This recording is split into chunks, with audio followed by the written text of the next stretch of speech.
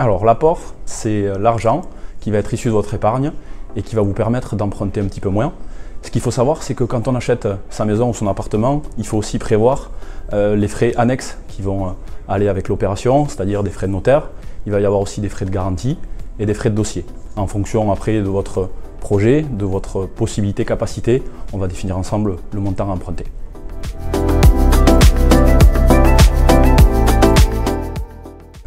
Obligatoire non, par contre c'est fortement recommandé pour mieux valoriser la présentation de votre dossier.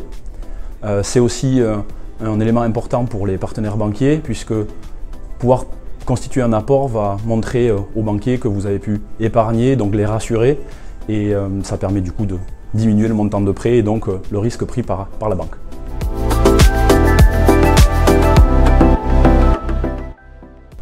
Idéalement, si on peut avoir le montant des frais annexes, c'est bien. Après, encore une fois, c'est à discuter en fonction du dossier, mais il faut savoir que c'est un formidable levier de négociation et c'est vrai que plus il y a d'apports et mieux votre dossier sera valorisé et donc permettra d'avoir de meilleures conditions.